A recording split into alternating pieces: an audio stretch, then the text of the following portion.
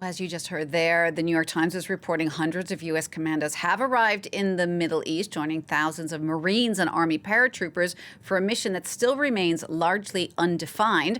We're going to talk more about that now with Douglas Herbert, who joins me on the set. So, Doug, the first question is, why would the U.S. be sending special operations commandos into the regions if Trump says his goal is to wind this war down?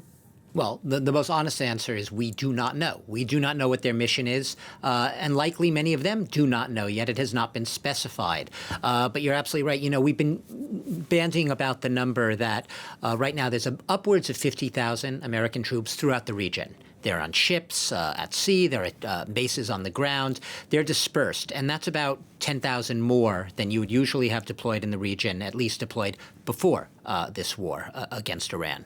So you already have a big surge. And the latest troops, and this is, we have to credit to the New York Times broke this reporting, saying that the latest surge is hundreds of special operations forces. So these are presumably troops who are highly trained to do very precise pinpoint type missions, and, you know, sort of a cut above in at least their expertise in the types of missions and how risky they're than just your conventional infantry troops. And they are joining thousands, precisely about 2,500 Marines who are have already recently arrived in the Mideast, along with 2,500 Army paratroopers. Obviously, all different types of troop expertise for different types of missions. But like I said, if you're asking me why they are there, we do not know. The Pentagon's official line right now, and this is also what the White House communications secretary said, is that they are there in order to keep Donald Trump, his military options open, to give him as many options on that menu as possible, sort of trying to make this look like just any other natural maneuver in a war. But let's not forget,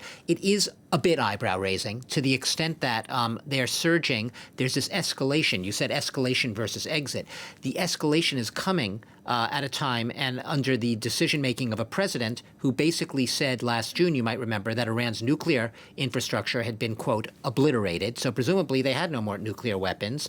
And a lot of people who've been observing this war, military experts who know far more than I do about waging a war, basically say that Trump probably went in with a lot of blunder and bluster, flushed from his success, apparent success in the Venezuela raid, so on and so forth, thinking that this would be fast, easy, done and dusted in probably a few days, and that Iran would be crying uncle and go quietly into the night. That hasn't happened. So these forces, if I were a betting man, I'd say, well, these forces are probably there because what Trump originally was planning and what he was betting on just hasn't turned out to be the case.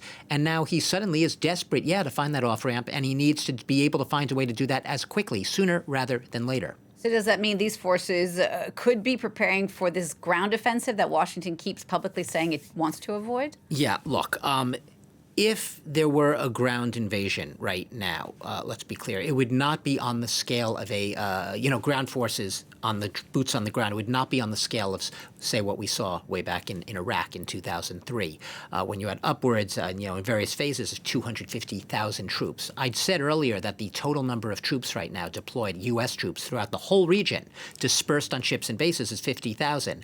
So that is a relatively, it sounds like a lot of troops, and it is, but it's a relatively small number when you take it against the number of troops that have been deployed in full-scale big ground invasions in the past. I think what most military experts looking on will agree on is even at a small number, even at a larger number, ground operations almost by definition are dangerous.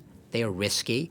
They pose, risk to the troops obviously engaged in them. But let's also take it in the context of an Iran which has, even with diminished, weapon potential, diminished munitions, has been able to remain very resilient and very defiant. And with the weapons it does have left, has been able to use them tactically with quite a bit of precision, perhaps more than the Pentagon and Donald Trump's military planners had anticipated. So those ground forces, if and how they are used, whether it's Kharg Island, whether it's to get uranium from stocks from underground, or some other mission, they presumably could be potentially exposed to a lot of very lethal Iranian incoming fire.